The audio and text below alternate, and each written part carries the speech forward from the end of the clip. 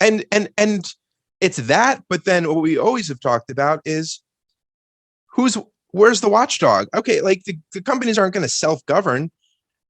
There's just going to be this explosion of stuff. So we've talked about that. They're supposed to self-govern. The Google doesn't do the do no harm anymore, but they're supposed. We talked about this. There's like a pact or something, or an organization that basically says every company has to make sure that their artificial intelligence never attains sentience. I'm not into this pinky promise bullshit. Yeah, well, that's all we got. It's pinky promises. Yeah, I'm not. Capitalism, baby. I'm not into this, but it's a roller coaster. We're buckle up, everybody. Yeah, we need some accountability. We need some consequences, some real consequences, and some rules that are common knowledge. I mean, we should just know inherently, like, oh, you're not supposed to be doing that. Like, that should be common knowledge. I think the public needs to up its baseline in understanding of what AI is and all its variations and what some of the benefits and risks are to deploying it.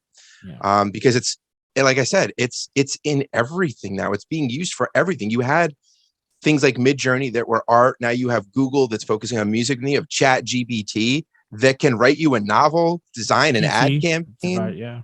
I mean, it does everything. It's crazy. I mean, to be fair, I think that the reason I think that people who are in this space aren't as necessarily alarmed as the people like us, armchair. They have stock options. Well, there's that, and there's also the fact that these AIs at the moment, while they are impressive in terms of how much data they're able to gather, at the end of the day, they're still just gathering data.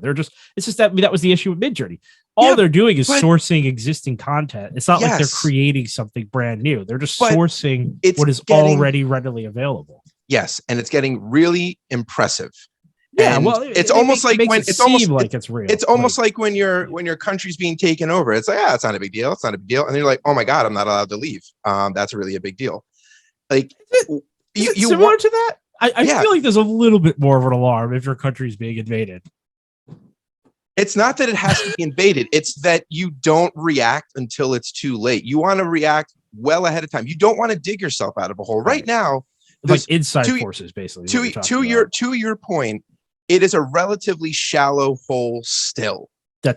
I don't want it to be any deeper. I don't want it to be difficult. I don't want to have struggle between parties or Congress or the executive to do something when corporate America or whoever it may be, hopefully it still is even in this country, it has outpaced our ability to put our arms around it. I don't want it to be there. Well, I don't want to talk about it like that. Now is the time to talk about it. Right. Now, when it is a joke, but with so much potential, is the time to talk about it.